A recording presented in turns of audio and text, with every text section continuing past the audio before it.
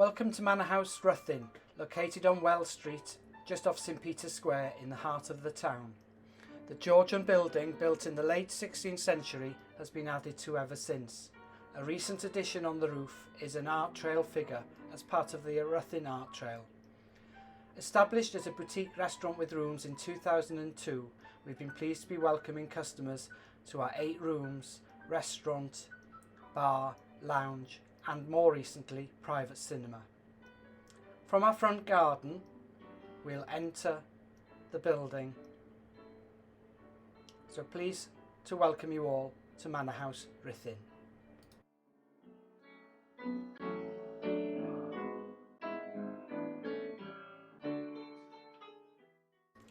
Through our Georgian front door you enter into the main hall, altered in the 1980s when the building was converted to have bedrooms.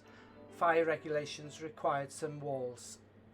The grand Georgian staircase ascends to a total of 8 guest bedrooms, and the building juxtaposes now contemporary design, local artworks reflecting Ruthin Craft Centre's reputation, and lots of pieces that we've collected over the nearly 19 years we've been here. This is a Craig Mitchell ceramic piece. The first room we're going to enter is Oriel 1, which is on the first floor landing. Here the paintings are by Helen Jobe, who is from the local area. The paintings are inspired by the colours of Venice, so each of our rooms has taken inspiration in terms of interior decoration from the colours and style of the paintings. We have local textile artists such as Kevin Burgess. The wallpaper is by a renowned Dutch designer Marcel Wanders, and we have features which reflect upon the character of the paintings.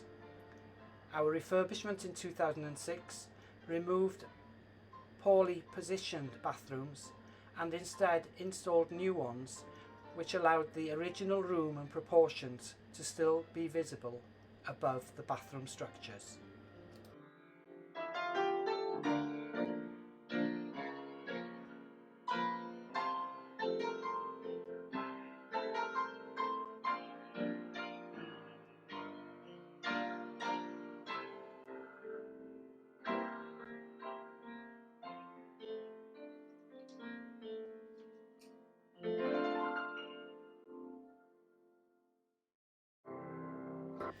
The next room we go to is a larger double, Oriel 2, with works by Dave Merrills, originally from Bodvarry. The artist specialises in large-scale paintings of domestic and day-to-day materials. The room has some exposed original stonework, a bathroom pod again with a lower roofline to reflect the whole size of the room, and a retro interior design to tie in with some of the paintings.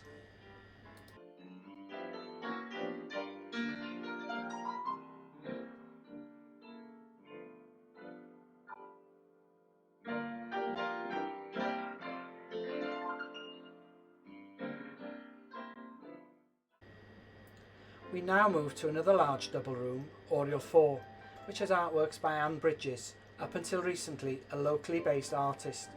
Her works always colourful, these pieces reflect the story of the Princess and the Pea, and our colours and fittings have responded to that artistic context.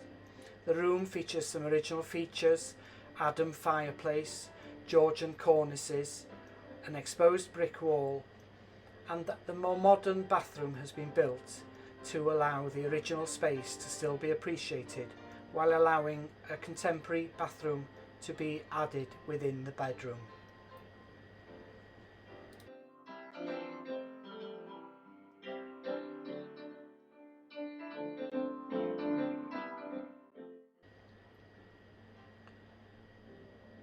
We now move into our largest room, Oriel 5, with artwork by Ptolemy Mann. This is our suite and makes use of the grandest bedroom within the building. Again, we've utilised contemporary design, vintage furniture, Jacobson chairs, Ptolemy Man's rug and a Celtic motif design wallpaper by the Dutch designer Marcel Wanders. The room is split with a bedroom area and a lounge area and a generously proportioned bath within the window.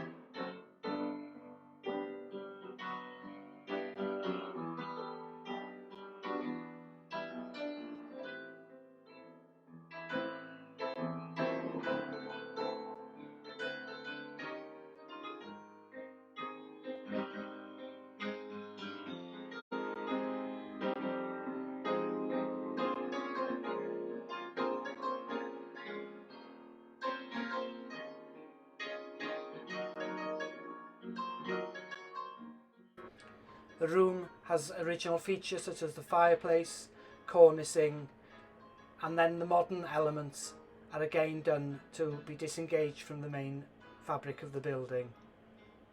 In the future, if anybody wanted to restore the space to how it was, the stud and plasterboard walls would easily be removed. And here's the main inspiration in the room, or the main artwork, a Ptolemy Man rug from her exhibition at Ruthin Craft Centre. We also have fabrics by Kevin Burgess, which again respond to the colour scheme and the design of the Marcel Wanders wallpaper.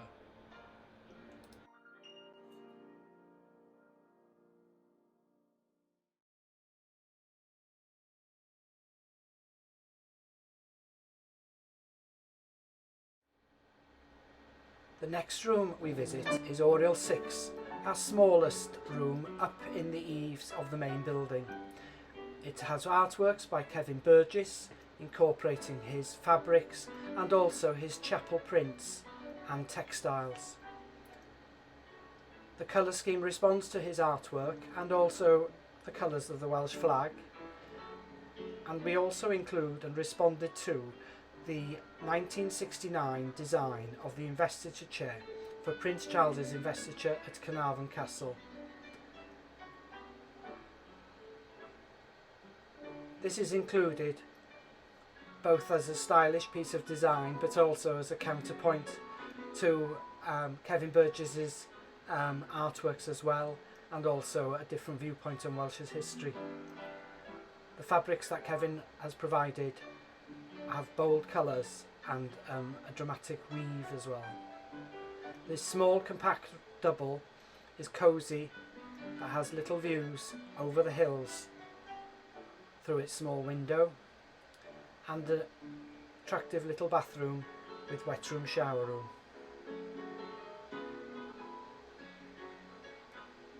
We believe part of this room had an original doorway into the hidden loft as a priest hole, but this is obviously sometimes difficult to corroborate. And views out of the little window towards the Clwydian range over the Ruthin rooftops. The little wet room shower room is modern and compact.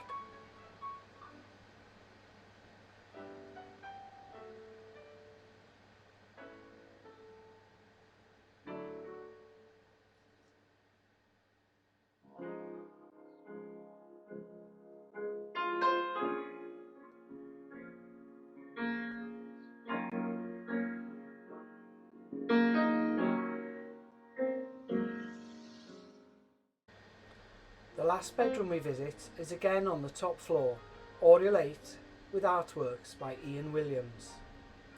This room would have been one of the servants' bedrooms, with a small Victorian fireplace and unfortunately no other remaining features. The colour scheme responds to Ian's tabula rasa artworks, which reflect the colours of Welsh slate quarries. We have views from this room over the hills of the Clwydian range and the fields towards the back of Ruthin. There's the library and the police station, also attractive buildings to see. The room is comfortable and cosy and incorporates elements of modern design to reflect and respond to the contemporary artworks.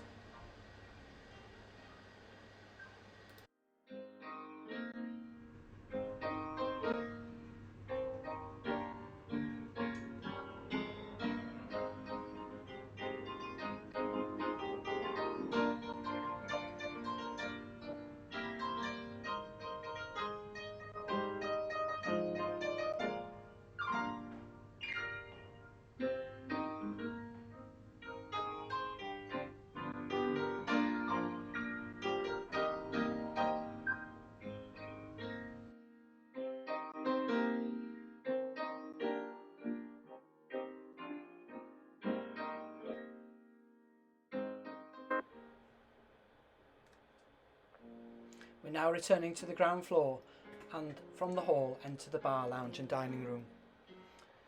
The dining room has up until recently been our lounge but is now a COVID safe dining room. It would have formed the grandest room of the main Georgian building. As I say, the building was built in the 16th century and has been added to. It's Grade 2 listed, and Edward Pilkington, a staff surgeon of the 17 Lancers, died here on the 28th of July in 1851.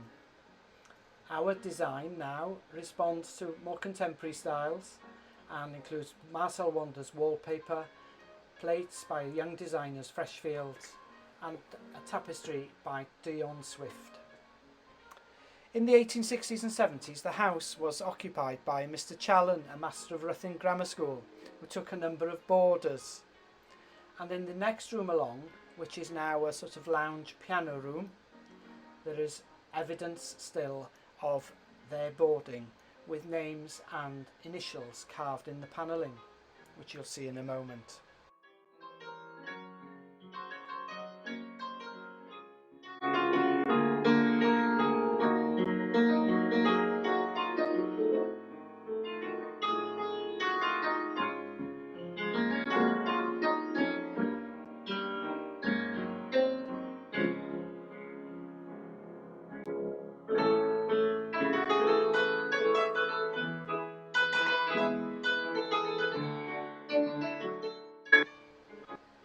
Musical connections for the building, as well as Christopher playing, include the fact that John Lennon, we understand, would have visited when the building was owned by Cynthia Lennon in the 1980s. The next owner of the building refurbished it to make it into the Manor House Hotel. We purchased the property in 2002 and refurbished to provide 8 bedrooms, as I've shown. More recently, we've adapted during COVID to reflect new bar and new styles in terms of interiors, but still retaining original features and celebrating both the building and the artworks that we've got on display. Below this area is a basement, and we've made a 20-seat private cinema. She told us.